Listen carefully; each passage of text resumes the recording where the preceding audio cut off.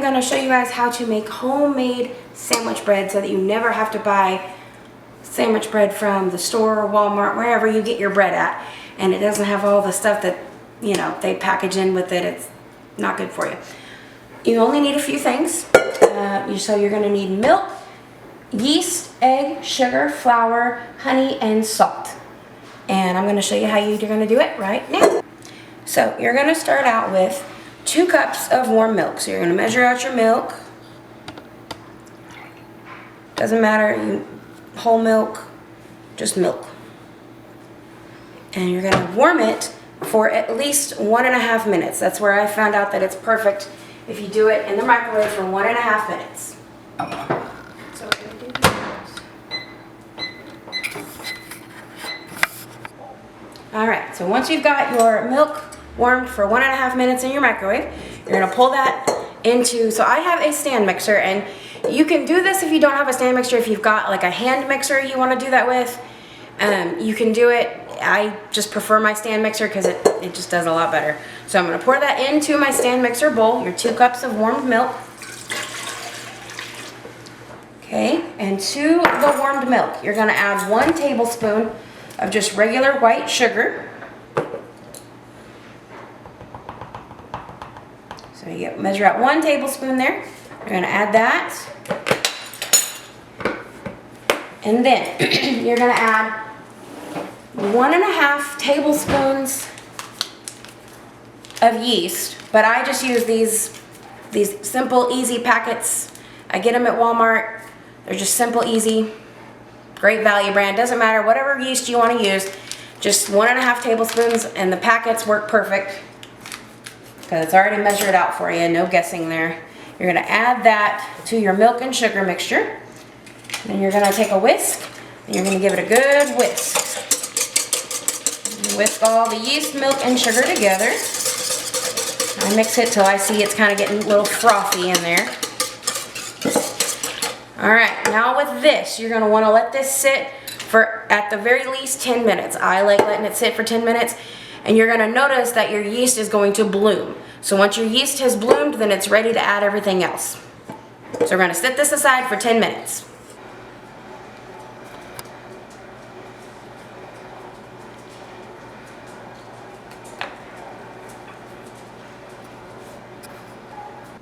Alright, so after your 10 minutes are up, you're going to see that your yeast has bloomed in your bowl. It's going to look like it's just right in the center. You can kind of see the milk on the edges. That is what you're looking for after your 10 minutes.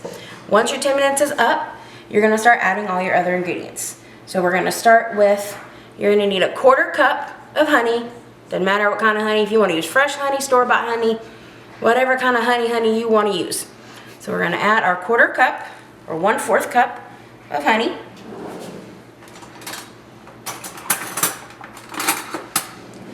And it's sticky, so you probably are going to have to scrape it out here. So you want to get all of that golden goodness into your mixture. And get that in there good.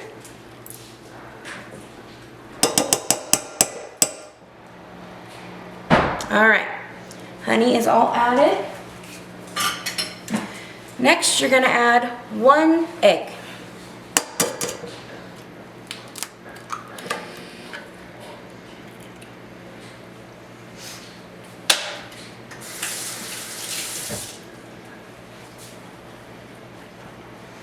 Okay, and the next thing you're going to want to add is 1/3 cup of melted butter.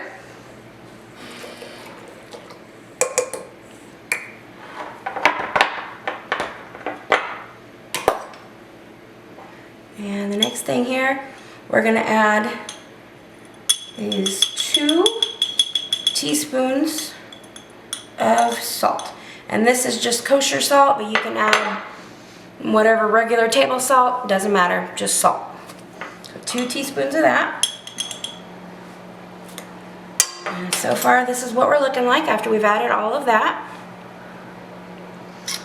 Alright, and then the last thing you're going to add is 6 cups of all-purpose flour. If you wanted to use bread flour, you could, but I've always just done just regular old all-purpose flour, and it always comes out perfect. So you're going to add 6 cups of your flour. So that's 1, 2, and you don't have to measure them out perfectly, just kind of shake it off. 3, 4, 5, and there is our 6th cup of flour. So that is all your ingredients that you're going to add to this bowl. And before you put it on your mixer, this is what you're going to look like. And then you need your stand mixer. Like I said, I have a stand mixer. You could do this with a hand mixer if you wanted to, but I have a stand mixer and it makes it much easier. You're going to want to use your dough hook for this.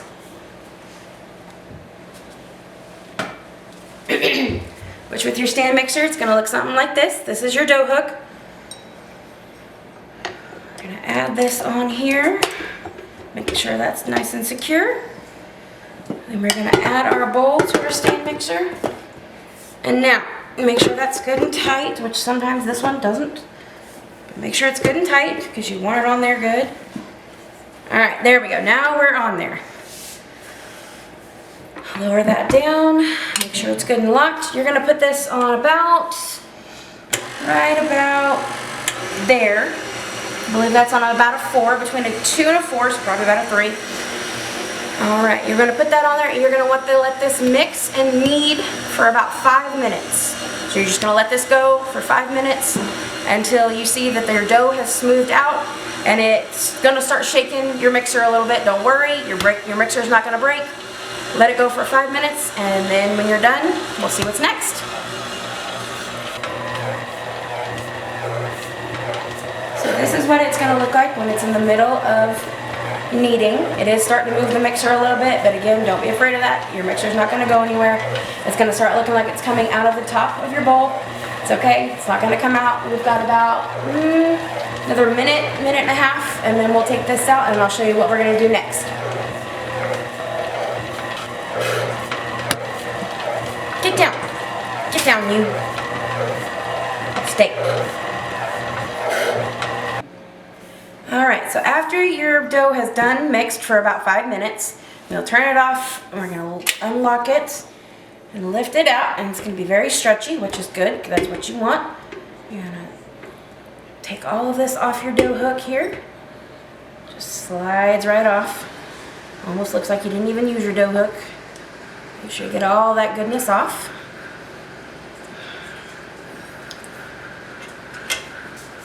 And then take your bowl off. Alright, now here comes the fun part. You're going to dump this out. Make sure your counter's clean. Mine is clean. Make sure all your dough comes out of there. Alright. You're going to have this big fun pile of dough. And I know we just kneaded it with our mixer for 5 minutes, but we want to hand knead it a little bit as well. Just to kind of give it a little bit of a head start on rising. So you're going to knead it 5, 10 times, or however much you just want to play with it. So we're going to knead it real good and get it all nice and smooth. And kind of start getting it into kind of like a ball or a dome shape. Just kind of till it gives you a little resistance. A couple more times here. Alright, one more time and I think we're good. Alright, so once you've kneaded it a little bit, just kind of shape it into a good sized ball. And then what you're going to do with this is you're going to grease your bowl with whatever, if you've got olive oil, or vegetable oil, or even just vegetable spray. You're going to grease your bowl and you're going to put your dough back in your bowl and you're going to let it rise for at least an hour and 15 to an hour and a half. You're going to let that dough rise until it's doubled in size. And then once it's doubled in size, I'll show you what we're going to do then. All right, so I know we just put this dough back in here. We're gonna let it rise now for its hour and a half. And just a little trick I wanted to share that I do that helps your dough rise. You wanna cover it with a good towel, tea towel, whatever hand towel you got. And then I start going ahead and preheating my oven. Your oven's gonna be preheated to 350 degrees. And for that hour and a half that we're gonna let this rise, I'm gonna put it on top of my stove. That heat that's coming from your oven is gonna help your dough ball rise. Alright, so while we're waiting on our dough to rise, we're going to grease a couple of loaf pans. And you can use, cooking spray if you wanted to, but I think it turns out better if you use just regular old butter. I get a paper towel, and I just reach into my butter, and I get some on it. And I just go to town and start rubbing this butter into both of these pans. You want to get the bottom real good and all of the sides, because you don't want that bread sticking to your pan. So we get it all greased up. And when you're done, it should look something about like that. You just get it all nice and greased. Sometimes you get a little too much in there, but that's all right. The more the merrier. And then go on with our next one here. Gotta get a little bit more on there. Didn't quite have enough left. So just take your paper towel and just rub them down. All nice and greased. Get them all in there. And then once you're done, you're all set, and they are ready for our loaves of bread. All right, our dough has now risen for an hour and a half, and you can see that it is well more than double in size. And we're gonna come over here, and I'm gonna show you what we're gonna do. Got our loaves, all the pans greased up. And we're gonna get this baby, let's see, we're gonna have to punch it down. Punch it down, it just relieves all that pressure, but look at it, it's so pretty. Dump it out. All right, you've got it down on your counter now. It's risen for its hour and a half. You've punched a good hole in it. Squish it out. You're gonna knead it a little bit more, just a couple times, just to get it all that oil kind of in there. All right, and you've got it into a good ball, and you're going to want to spread it out a little bit, pat it out.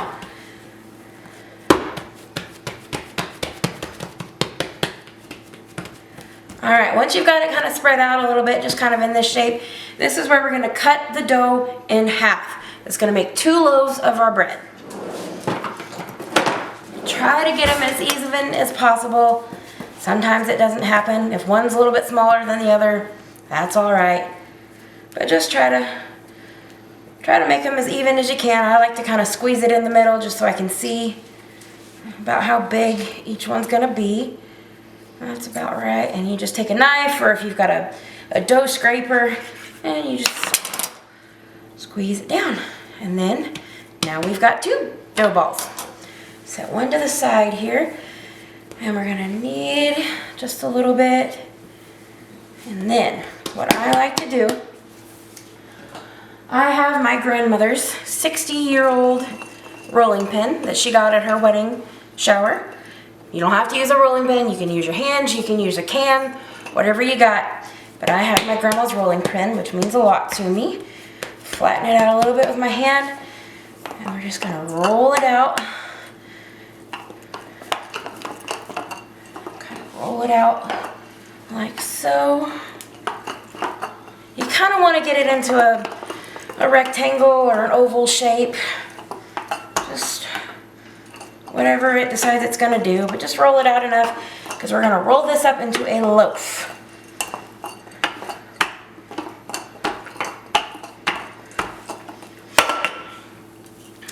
All right. Turn it this way a little bit and roll it kind of like this.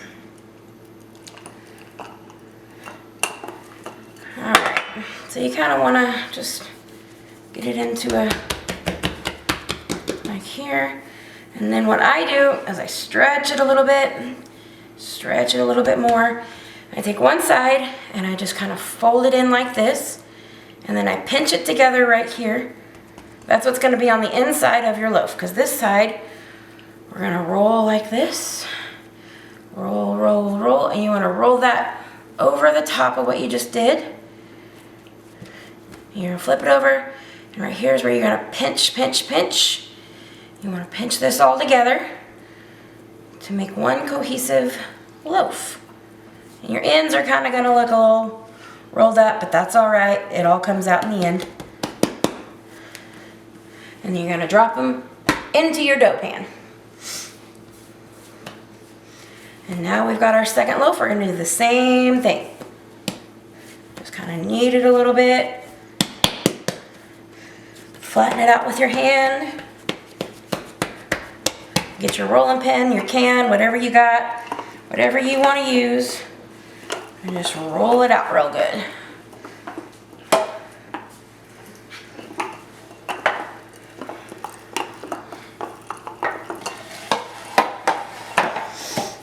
All right, and once you got it again, you got it all nice and rolled out. We're gonna stretch, stretch, and you kind of, like I said, you kind of want it in a ovally rectangle shape, so you can roll it up. Roll this side and pinch, pinch, pinch, pinch, pinch, pinch. It's the inside. Stretch this side a little bit and stretch this sides out a little bit. And roll, roll, roll, roll, roll, roll. Roll it over the top. Flip it over, pinch, pinch, pinch, pinch, pinch, pinch. Just want to pinch it over each other. It's all nice and sealed up on the bottom. Flatten it out. All right. You plop it into your loaf pan. Now, you're gonna cover these again with your tea towel and set them on top of your oven again for 30 minutes. Your tea towel here. And they're gonna rest it for another 30 minutes to do another rise for 30 minutes. All right, these have been sitting to rise for another 30 minutes. We're gonna pop these in the oven now, 350 degrees, and these are going to bake for exactly 30 minutes.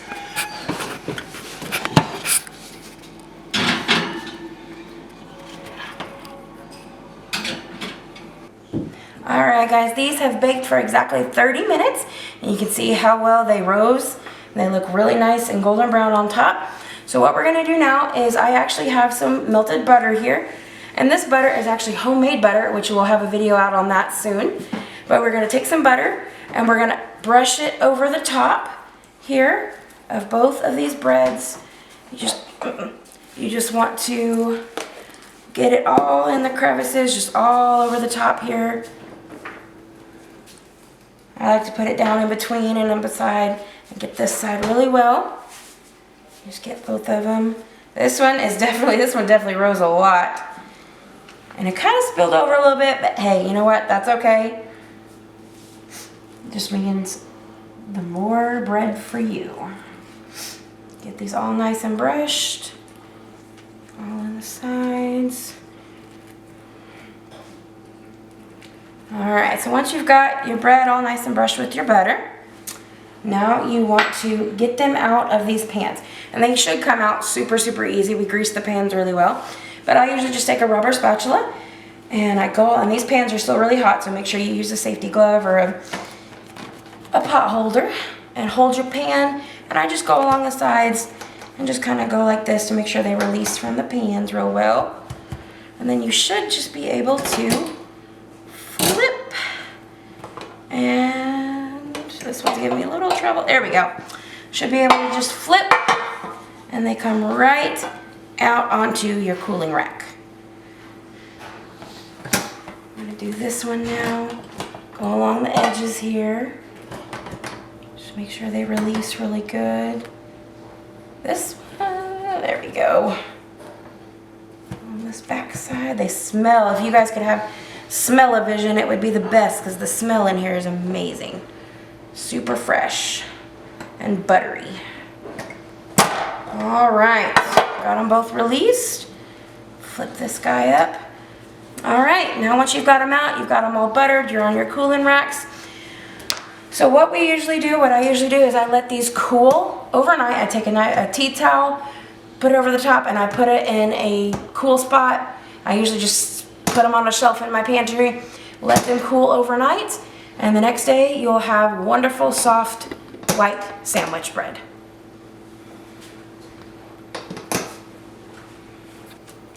Alright, so I'm going to cut open this one. This is one that we actually did yesterday. It's cooled overnight. It's good. It's super soft. We're going to go ahead and cut this open so you guys can see what your sandwich bread is actually going to look like. That's a good slice here. And there we go. Super soft, super perfect white sandwich bread. You can put butter on it, you can make a sandwich with it, whatever you would normally do with your bread. And there you have it. Homemade white sandwich bread.